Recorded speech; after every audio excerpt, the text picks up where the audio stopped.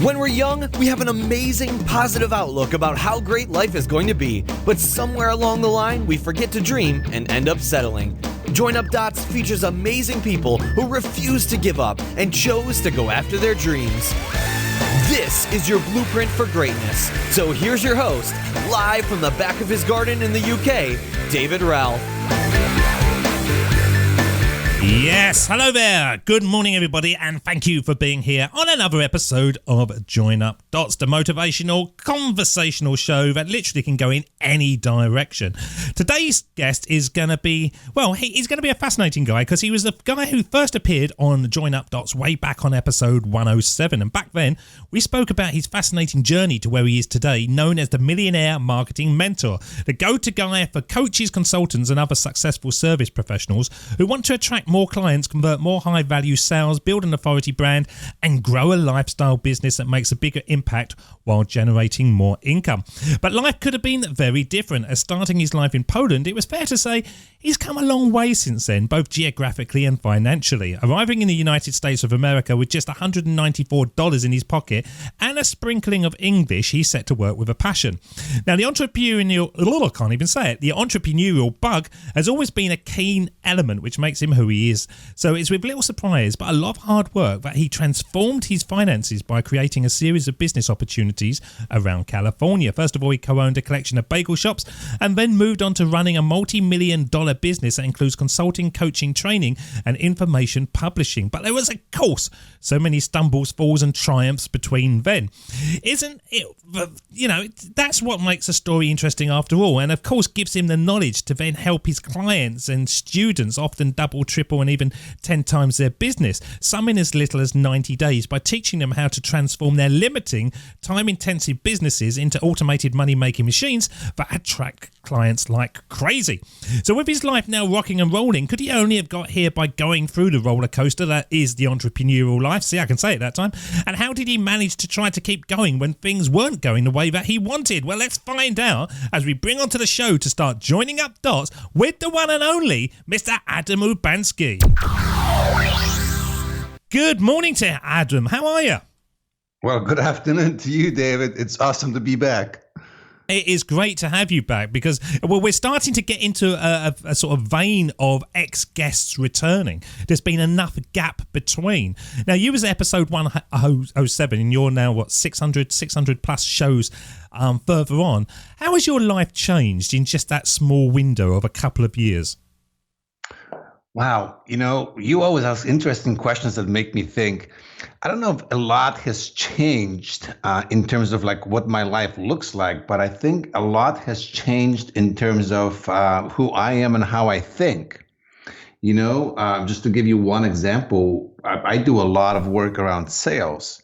And I was just doing a coaching call with a bunch of clients yesterday, and there are always a lot of questions about sales conversations. And I was coaching clients on something that I've trained them on just a couple of years ago. And today I almost cringed listening to some of the language and approaches that they take. I'm like, man, I know I just trained you on this 2 years ago, but today I look at it very, very differently. So life has not changed much in terms of lifestyle, but I believe I have grown tremendously since. So are you not sort of growing your business due to lifestyle? Is it now got to the point where actually, yeah, my lifestyle is pretty damn good. It's all about actually making a difference to people? I think so. Even since last time when we talked, I was already in the space where, life is good and kind of what's next. But for me, it's always been about helping other people. In fact, when people ask what it is that I do, my kind of smart alecky answer is I'm always saying that I'm in the business of changing lives. And I just chose marketing training as a vehicle to do that. So, a number of years ago, I was always looking at people who were ahead of me and maybe wanted to make a difference in the industry. And they talked about impacting the industry and kind of making big changes. And I thought, who cares? Let's just make some money. And now I understand what they meant. That there are when you get to a certain point, that there are things that just kind of bother you. You've got the itch that you kind of go, I think I've got to do something about it. And maybe I won't change everything, but at least I need to speak out And at least I need to do what I can do in my little neck of the world about this. And what you're doing really well, and obviously the reason we've got you on the show is not so much to talk about your personal journey, you can go back to episode 107 for that, is to talk about your marketing prowess and how you are doing things in a sort of a dramatic way. Because so many people out there, they reach out to me and they go, David, I've got this business. Everyone's saying it's amazing, but it's not flying. And it always comes down to marketing. It doesn't matter what the product is, how much knowledge they've got, whether they can actually get it out to the market is the key thing. Is it about just choosing one area of marketing, or is it about being everywhere, doing videos on LinkedIn and doing Facebook ads and doing... What is your sort of appraisal on it? Where are people going wrong? You know, there is no right or wrong answer to that, David. It's such a broad question. And for me, first and foremost, I always have a conversation with clients. What are you really trying to accomplish? What are you doing? And the first step is to really look at your business and your marketing strategically. I cringe when people always introduce me and say, well, he's an online marketing or internet marketing genius. And I'm like, I don't want to be an internet marketing genius because I do a lot of work offline with people. And if your clients are offline, that's where you find them, then go offline. It doesn't mean stop doing things online or stop doing things offline. It just go where your clients are, use the strategies that work. And, so you ask, should you be doing videos? Should you be, everywhere on every platform? I've done it all. I've been everywhere. I've disappeared and just used very stealth strategies. And again, today, I always go with what are the client's strengths, whether it's an individual or a small business, what are they really good at? Because the best marketing is an extension of what you are naturally good at. I'm naturally good at teaching and being passionate about, people's journey and their lives. And I use that as my marketing. I use that as a way to connect with just the right people and bring them on board. There were times where, I was focusing on bringing hundreds, even thousands of leads into my business every single month, maybe even every single week. Today, my business and my approach has changed. I'm looking at bringing only a handful of leads every single month, and that works wonderfully. I'm not looking for big infrastructure. So there is no right or wrong answer. The right answer is stop, take an account of what you've got, what are you trying to accomplish, and then devise the best path for yourself. And if you don't know what that might look like, get some help from the outside, but don't settle for a cookie cutter because everybody else is doing it. Look at what really speaks to you. Because I like video and I like talking. Basically, that's my thing. And I can be honest, Adam, I think I'm quite an attractive guy. So video is my marketing tool. And I think to myself, it's not that hard. You just got to be natural. I was watching somebody the other day and they say, don't sell, fascinate. Get people to be intrigued about you by being as authentic as you possibly can. But when you go over to these platforms, it's very dry, isn't it? What you see people delivering to the world is very dry. It's like, oh, I've seen that person do that. I'm going to do it. I can play guitar, but I don't think I'm going to be the next Bruce Springsteen, so I'm not going to try to be him. But people seem to sort of mimic all the time. Is that something that they're doing wrong? They're not naturally authentic? Probably. I'm kind of looking, it's funny because I look at I sometimes do marketing training events, and throughout the years would look at our binders for events, and they have different colors, and we almost make fun that I've got like an orange period and a green period and a blue period and a red period. But I also had like different periods in terms of how I would coach people, and there was a period where I call it my angry Adam period. And it's an answer to your question. It's kind of getting to about in a roundabout way. And the angry Adam period was when people would come to me and they live in a dungeon in terms of their business. It's a metaphor. They live in a dungeon, but the dungeon is, underneath a 100-story skyscraper. And they would come to me and say, oh, Adam, I'm sick and tired of living in a dungeon. I want to get to the first floor. I want to get to the ground level.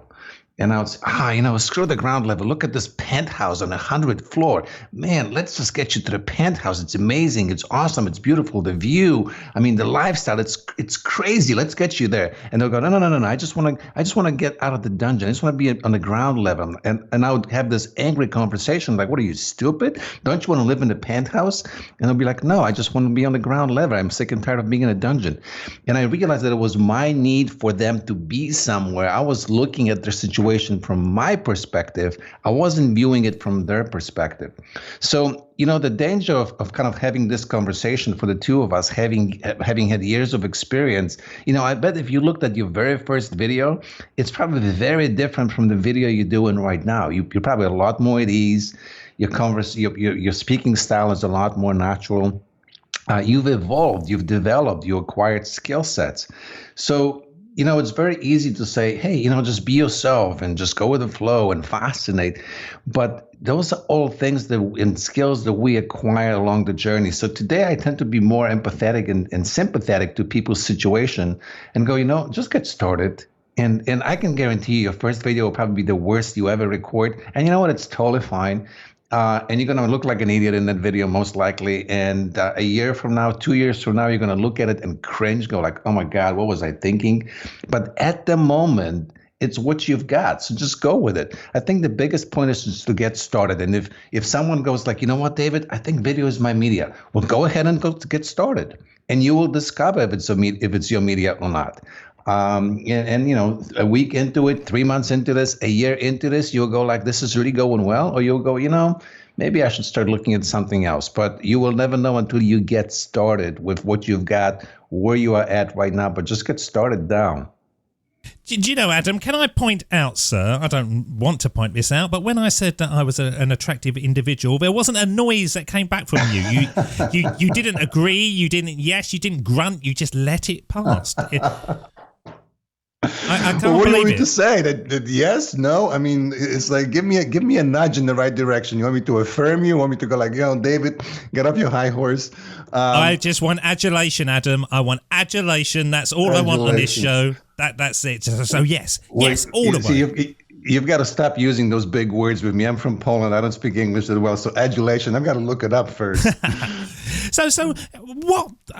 It's all about the listener, this show, obviously. But when you started your journey into America, and you started with $194, was there an element of sort of unknown marketing that had to go on? How did you translate that from 194 to where you are? You must have a natural connection with people, surely. That's a great question. I think we talked about it first time around that, kind of what my aspirations and dreams when I was little and kind of how I translated a little bit into what my business is today. But yeah, I do have a knack for connecting with people. That is kind of a natural ability. I developed that empathy, that ability. I really practice that skill of being empathetic, of kind of looking at life and situations from other people's perspectives and trying to figure out what makes them tick, what drives them, why would they behave in a certain way. If they say they desire certain things, I want to kind of take a look behind it and go like, what's going on? Why are they so passionate? Why does it drive them so much? We also talked about it last time that because I came from so little in a way, I mean, pretty much when I moved to the United States, I left everything behind. There was no safety net. There was no cushion. There was no, some sort of money nest that I could tap into. I think I didn't have any hangups about losing anything because I had nothing to lose. So I might as well, do what I think needs to be done. And fascinatingly enough, I just had a conversation with a bunch of clients about it as well, that even only a few short years ago, when people would say, well, I've got to work on my confidence, I'll be like, what do you mean you got to work on your confidence? Like, why aren't you confident? What's the big deal with the confidence? And only recently I kind of started understanding this because, as I acquired more, as my business became more successful, as I became a lot more visible, I started having issues with confidence because, maybe some projects did not work out as well as I wanted them to work out. And then I started second guessing myself and thinking, well, what if I do this big thing and it totally fails and I'm going to have an egg on my face and everybody will see that, here's this great millionaire marketing mentor and he can't even market the right way. So I started second guessing and questioning my decisions. And I think, a lot of people that have had some success or have had some accomplishments, whether it's academic world or corporate world, and then they start thinking, I want to do something else. I want to start my own business or I want to start another business. And they question, can I do this? Do I have the skill sets? There are other people that are ahead of me, that are better, that are more educated, they're better looking, like you, David, Thank you. You see, you're learning. Kind of you're learning. Which is, by the way, another key. You asked me how I got here. Every single day, you kind of review, what did I learn and how can I use it? What did I learn? How can I use it? And very importantly, what else do I need to learn next? Well, so when you started, I imagine many people will go, I want success. I want success. It's everything I want. But actually, when the success gets big, there's a mental battle with, do I actually deserve this? Did you ever cross that? Because you came from sort of humble beginnings to where you are now, did you actually have to cross that bridge of going, well, actually, yeah, I do deserve this because I've put in the effort? Yeah. For me, it's an ongoing battle. In fact, I now kind of count 3 cycles where I've made money and lost money, and significantly, to the point I got a lot of money and lost it down to the point where I'm like, oh man, what's going on here again? And I think I've crossed that bridge for the final time. But, that thought, am I worthy? Do I deserve it? That thought is with me a lot. So, and I've learned over the years that I'm not unique in that aspect, that a lot of very successful people kind of struggle sometimes with a sense of self-worth and deservingness. And, I again, something I've addressed just this year again with a bunch of clients, we sat down and I had conversations and they kept coming back. When they have great success, like really runaway success over a short period of time, they kept coming back and going, I'm waiting for the other shoe to drop. I'm waiting, like things are going so well, so easily, so naturally. I'm waiting for like a natural disaster to strike because this can't possibly be that good. So I'm constantly on the lookout, for information, education, resources to quiet that voice in my head and go like, I deserve it. Things can be that well. It's totally perfect. It's totally natural. So for example, there's a great book by Gay Hendricks called The Big Leap. And it's all about he calls it the upper limit problem, that, when things are going so good, we can't take it and we have to naturally screw it up. And I know I've certainly have done this again 3 times. In the big way, probably, thousands of times in the smaller way. But I'll give you something else that I've learned. And that is to, be at peace with certain decisions. So I'll give you an example kind of from outside. A client comes on board just recently, actually this year, a guy who wanted to start his consulting business. And he had pretty good track record in terms of working with other people and kind of corporate success. Very good at what he does. And he said, look, I want to get to the point where I make about, $20,000 a month. And it gives him about $250,000 a year. And, as I watch what he does and kind of how he lives his life, very much into his lifestyle, likes to travel, likes to spend time with friends. And, so we came up with a model and, within 3 months, he's brought in $100,000 into his consulting business, brand new business. So he's surpassed his $20,000 a month goal, and it keeps going up. And he comes back to a coaching conversation and he says, you think I can make that into $1 million business in a year? And I said, before I answer that question, let me just remind you something. Just 2.5 months ago, you were thinking, if I just can get to 20,000, man, this is going to be an amazing lifestyle. Now, you at this point and beyond this point, how much more do you really need to be happy and live the life that you want? Do you really want a 7-figure business? Because let's just explore, what comes with 7-figure business. And it's going to encroach on the current lifestyle that you have in significant ways. So do you really want to go there and hit your own upper limit problem? Or do you want to maybe set a number in between, maybe 500,000, maybe 600,000, and kind of look at, in other words, what's your number? When is enough enough? And do you have to drive beyond this? This is fascinating, because I think as you was talking, I was referring back into my own life. I think I actually don't have a financial limit of such. I have a time limit, and I want more freedom than actual monetary rewards. I think I would be quite happy to pay all my bills, have a couple of nice holidays each year, but have a hassle-free life of freedom. Is that something that is important to you now? Do you find that some of your businesses close you in, or are you very able to step away with the freedom that I'm talking about? That's massively important to me today. And in fact, that's kind of my next stage, both for myself, but also working with clients. Because look, when I was in my 20s, again, I had a lot of clients. When I was in my 20s and early 30s, I had a lot of clients who were in their 50s and 60s. And they would come to me and say, well, look, I'm not a spring chicken anymore. I'm not, I've got a limited amount of time. And I'm not looking to build, an empire. I just want to create certain resources and certain support for myself financially. And again, I don't think I was able to relate to it back then. I was thinking, what do you talk about? Let's just, pedal to the metal. Let's drive it. Let's build a multi-million-dollar business empire for you. Because I could see, again, this is like going from a dungeon to a penthouse. I saw the possibilities, and I was almost getting angry at people for not trying to go after those possibilities. Today, very different situation. I'm realizing that time in many aspects is a lot more important than money. By the way, please, for our listeners, do not misunderstand me. I'm not poo-pooing money. I want lots of it. I love money, and not for the sake of loving money itself, but for all the things that it allows me to do for myself, for my family, for people that I love, for causes that I'm passionate about.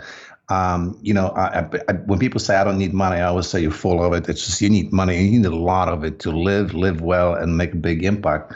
So I'm not poo-pooing money, but I am definitely on this kick. There is an elegance to living a hassle-free life, that you have all your resources, taken care of, all your needs taken care of. I just came back 3-4 days ago from a 3-week trip into Europe. Spent some time with the family and visited some sites with my family that we always wanted to, with my wife, that we always wanted to go and see.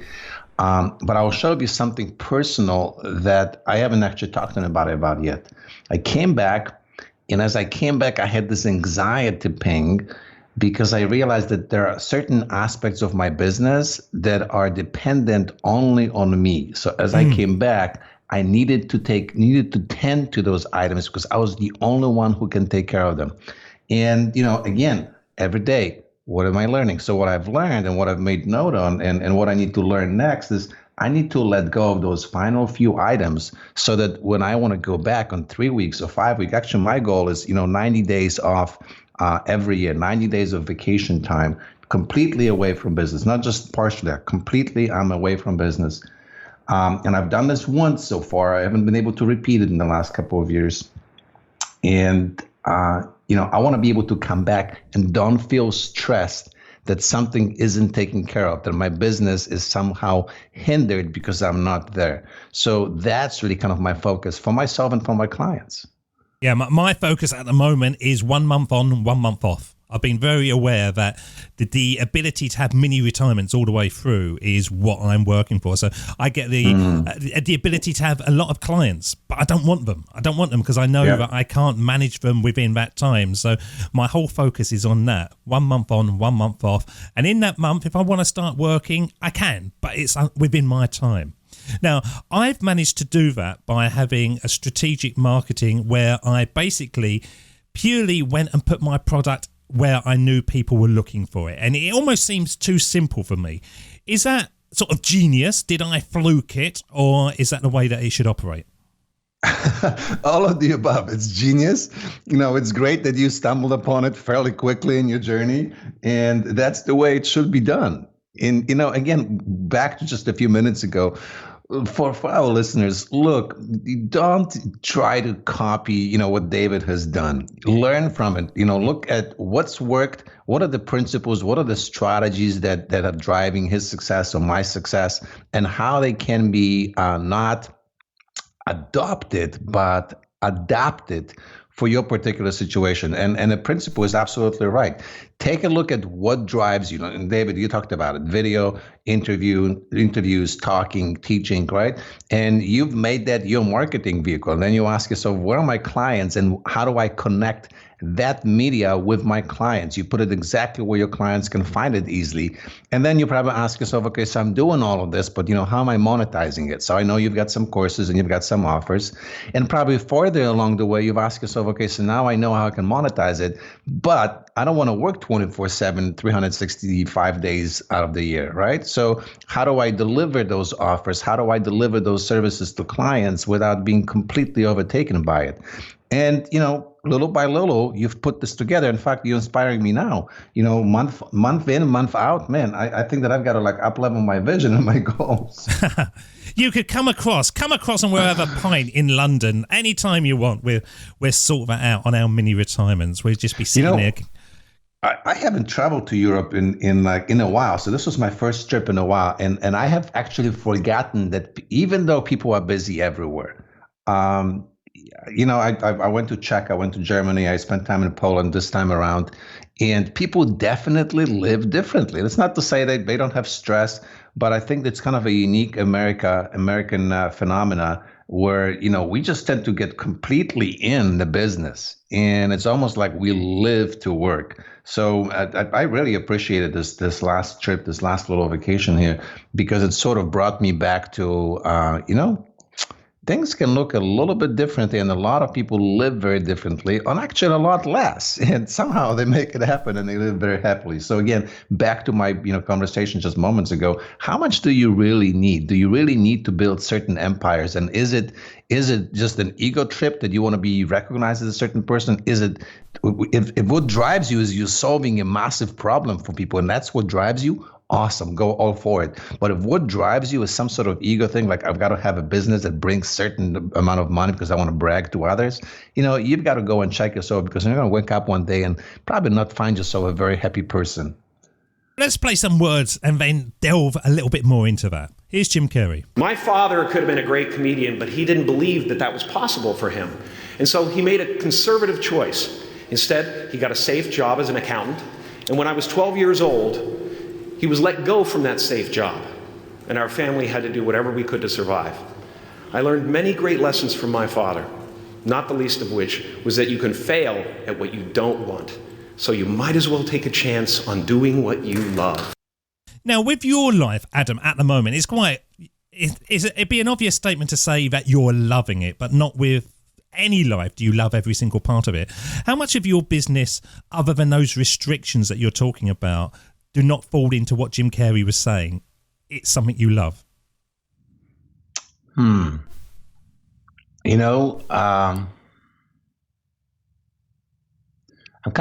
pausing because I'm checking with myself. I don't want to give you like a cookie cutter answer, just like, it's all great. I'm just checking with myself. How do I really feel? I heard a conversation somewhere just recently, and someone was referring to a story of scheduling a meeting, actually with Gay Hendricks, the guy who wrote The Big Leap, the book, The Big Leap.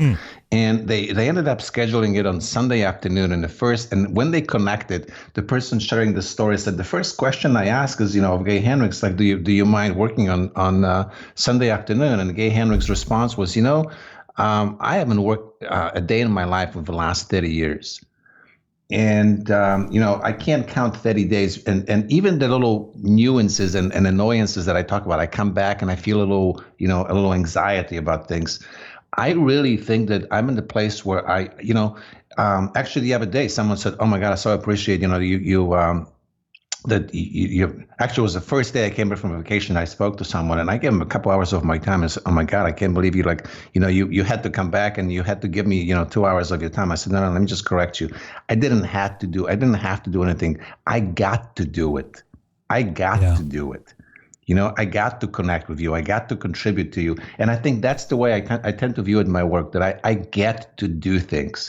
I mean, David, and you can probably relate to this. There are people that would absolutely just, they're green with envy. They would like to have a fraction of what we have in terms of what we get to do and how we get to earn our living and the lifestyles we get to create. So I got to always check myself. I don't feel that I do things that I don't want to do. There's more that I can still let go. but I think I'm at the 98% mark. There's like 2% I want to let go, but 98%, man, I'm digging it.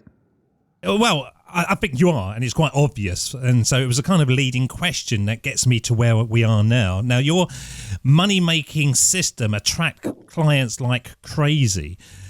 There's an awful lot of sort of get-rich-quick schemes on the internet where people will say, oh, do this and do that. It's a three-step process, and you will make oodles of dollars within an hour.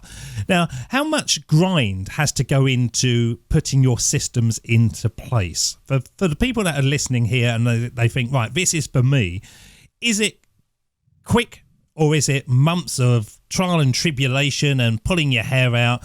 Tell us about it, Adam. Well, it's a leading question again, and it's almost manipulative in a way because it implies that it's got to be all grind or nothing type thing, right? Yeah, so, I do a bit of leading questions, I'll be honest. Yeah, no, and I don't mean it. It's just I wanted to highlight something that look. If you want to accomplish anything significant, and so I'm assuming that for this conversation, people are in their own businesses and they're building their own businesses. Now, if you're serious about it and you look forward 3 years, 5 years, 10 years, and you see yourself doing this business, doing the work, you have to realize that there will be work that you have to put into this. So the question is, what kind of work you'll be putting into this, right? And then in terms of the grind and the struggle, there will be grind. There will be days. I think that if you think everything will be easy, it won't be. So there will be days that you'll probably pull an all-nighter. From time to time, I actually pull an all-nighter, and I love it. And it's not that I have to. I kind of want to, when I get, I don't do it often, and I get too old for this. Then I get really raggedy afterwards. But like in the moment, I'm so excited. I'm so fired up working on a project. I don't want to go to bed. It's like I want to just stay with it sometimes. And it reminds me about this hunger of being in the game. So, if you're looking for a 4-hour work week right out of the gate, you probably won't make it happen soon. You probably won't make it happen ever if you're unwilling to put in the time, effort, and energy to do this. But in terms of how fast things can happen, look, again, I'll give you a couple of stories here from clients. And this is not to brag that how great I am, because I actually always discount my role in any client's successes. I think I'm a guy who opens the door, but they've got to step through it and do the work. So I mentioned the consultant guy earlier, Ron. I think he brought in something like 120 grand in about three and a half months into his brand new business. I've got another lady, Megan, just started her business January 2nd this year. We are now kind of end of May at the time of having this conversation. And I think she's somewhere around $250,000, maybe a little bit more, give or take. Brand new business. She just started. And, so how fast can you make it happen? You can go very, very fast. It's just a little, what are you focusing on? What kind of resources you got at your disposal to begin with? How hard are you willing to work to start with? Are you willing to put in a little bit more effort at the beginning so things can accelerate faster for you? I don't think there's one answer for everybody. The only thing I would say is, look, don't look at this as struggle and grind. I say turn it into a game. Whatever you do, play with it. Find the things in your business and everything that you do that excites you. David, when I started, I was scrubbing floor in a bakery somewhere, and I would turn it into a game. I'm like, okay, how can I devise a better way to clean the floor? How can I devise a better way to clean the toilet? And it will be a game for me. It wasn't, looking at it backwards now, again, back to the comment you just played, connecting the dots. Man, I think those were like the initial, points for me where I was finding joy in everything I was doing, learning how to find joy rather than looking at anything begrudgingly. I think that's a key aspect to you, isn't it? That is absolutely nailed it.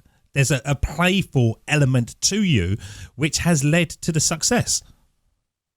Absolutely. I think you're absolutely right on. It's like, man, why wouldn't you enjoy what you do?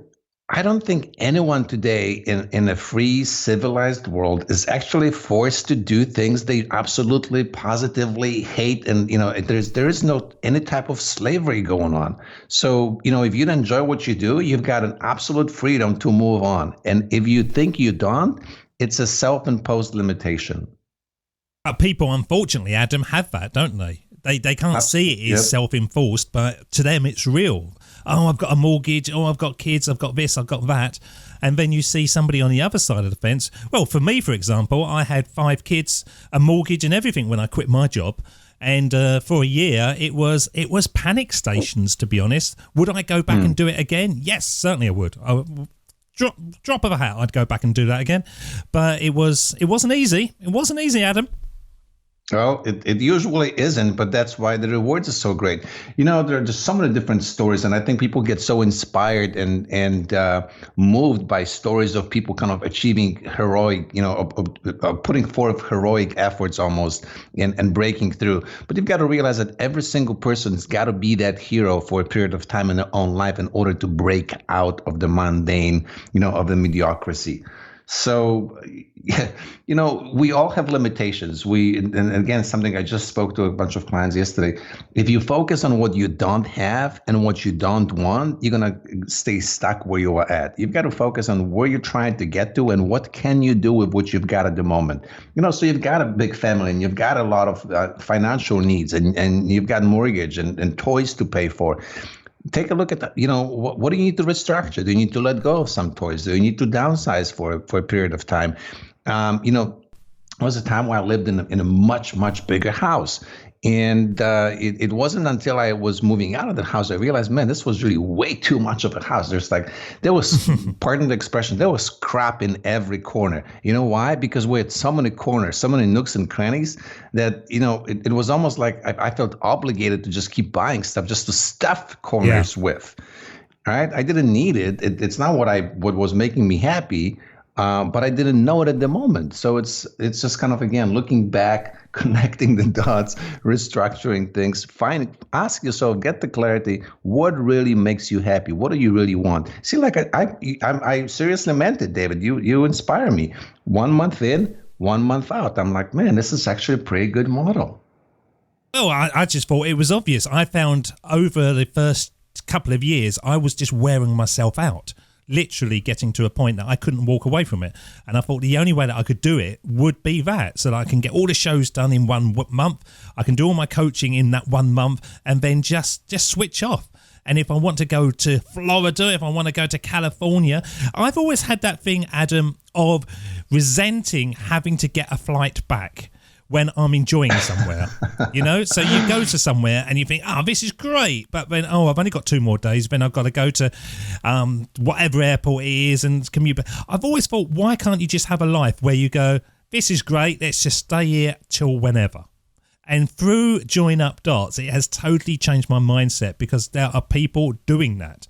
And they have structured their life to do that. And they have become more successful and financially successful because of it, because they are laser focused on what they need to do to get that result. And more often than not, they then over deliver for their clients in that period of time that they're free for them.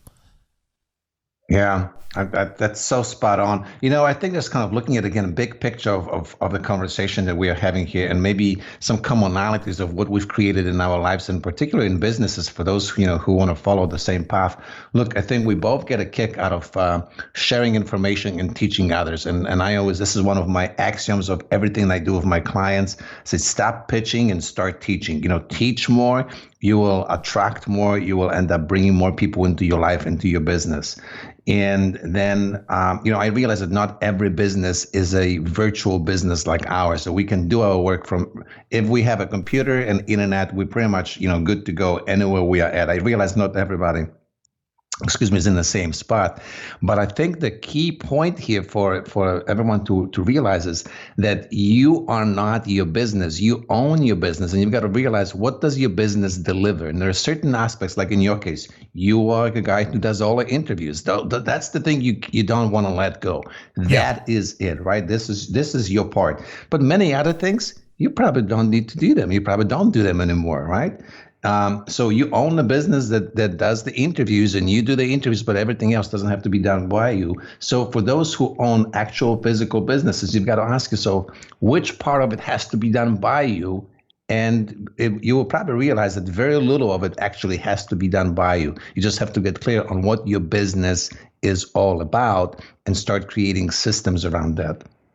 So just before we play the words of Steve Jobs that lead us to our big dot story, that Megan interested me. That was her first business at all, or was that just a subsequent business that she created? So it's her second attempt at the business. So she had a business about 4 years ago, sort of made a go of it, but not quite, and ended up getting a job with another business. It sort of allowed her to, get herself taken care of financially for 3 or 4 years. And as of last December, she left that job in January 2nd, said, I've got to do my own thing. And really took her about first couple of weeks to kind of orient herself what to do. By week number 3, she connected with me. And it just kind of, devised a little strategy of what she wants to do, and essentially just got busy doing what needs to be done. And here's something interesting, David. Megan, no website. The entire revenue that she brought in, she has no website. I think the last 100,000 of the 250 plus or more, was done through help of a webinar strategy. Very little. I think if she spent any money on advertising, maybe there is about $1,000, maybe $2,000 on advertising spent. I don't even know if there was that much. So she no website, no list. She's not well known. It's just really looking at. You mentioned this. What do I do? Who is it for? Where are my clients? How do I put the right information in front of that audience so they can come to me? Brilliant. I love that, because so many people that have been through the show have told me stories, and I think it's a truth where you feel like you can outwork everyone, and it takes about 3 years before you realize, no, actually, I need a coach, I need a mentor, I need to have somebody's experience brought into my business. And for the fact that she did that so successfully, it proves that you do need help. You can't really do it all on your own, can you? That's why I find her story so inspiring. Yeah, I think, it's funny because I need to remind myself more often that, I don't ask for help often enough.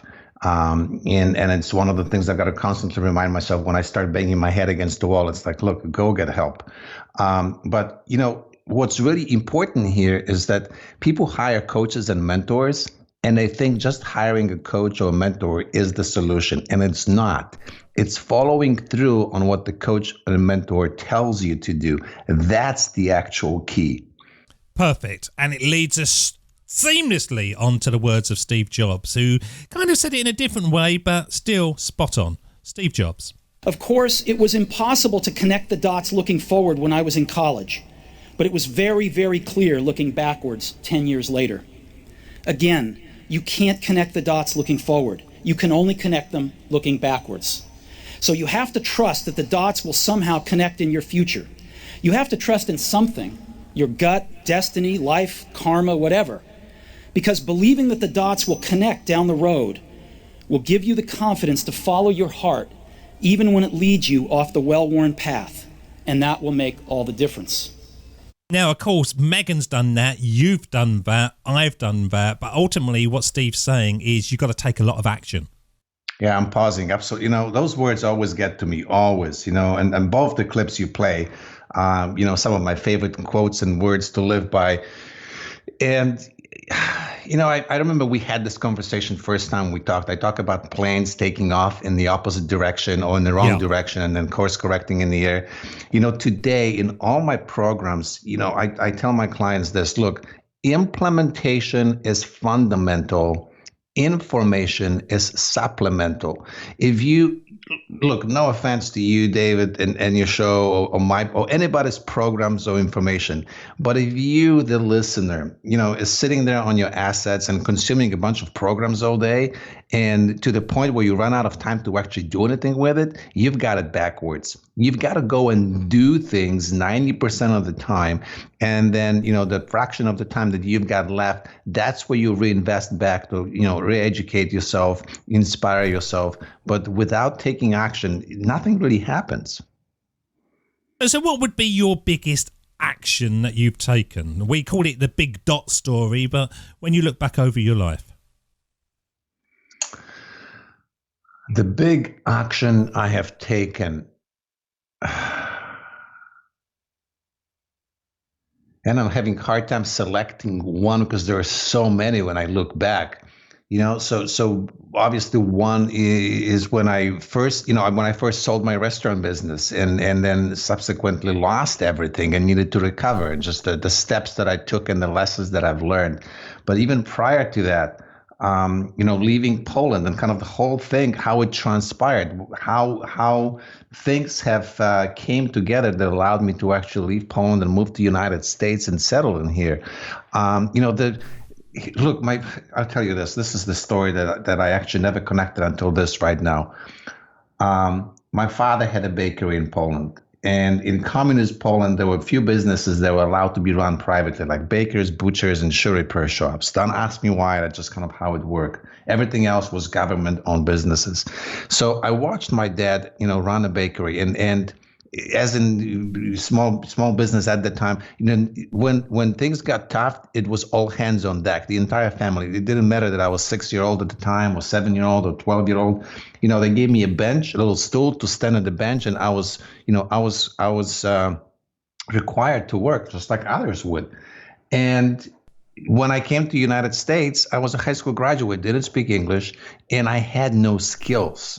I had zero skills, except for the little things I remember from growing up in the bakery, right? But I also remember watching my dad just work so incredibly hard his life. And from that perspective, the perspective of an 18-year-old, I thought, man, I don't want to work that hard. I wanted to have the four-hour work week. That's what I dreamed of. Like, how can I get an easy job and make a lot of money? The last thing on my mind was, I want to work in a bakery. And well, guess what? That's what became available to me. And 3 months in, starving to death with no money, I was like, I don't care, whatever. I'll do whatever it takes at this point. I ended up getting a job in a bakery, not even knowing that job would then propel me or put me in a position where I had an opportunity to get hired for a different, much larger company. Also not knowing that one skill set, that there's a Jewish bread called challah. And a traditional challah is braided out of 6 pieces. Now, I didn't know when my dad was teaching me, that when I was 6-year-old and 8-year-old, it's like, look, here's how you take 6 pieces and make a braid out of it. I never thought that would be the skill that's so in demand in the United States that it would allow me to get first a permanent work visa, then a green card, and then eventually become a citizen. I could never in a million years have seen it, looking forward. But looking backwards, like, man, my dad was just teaching me what he was doing. And, he was giving me a skill set just in case.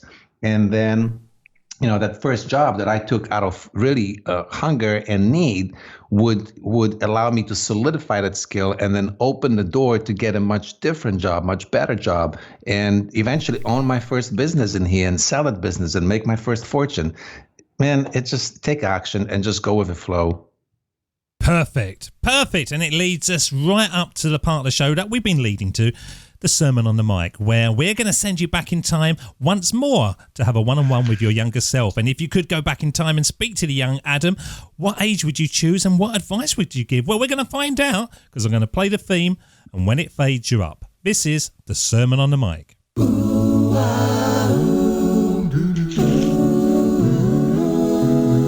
Here we go with the best bit of the show, the Sermon on the Mic, the Sermon on the Mic.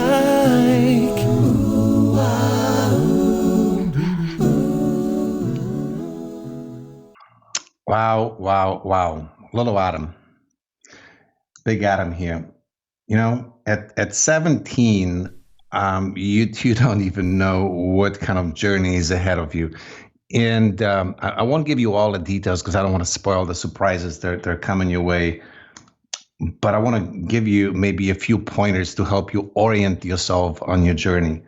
And, the first one is that learn to be more patient with yourself and with others. Give yourself more time to get to acquire things. Give yourself time to enjoy things at the moment. And speaking of time, make time for what's important. You may take your current family members for granted, but I want to give you a little clue here that not all of them will be with you for the entire life.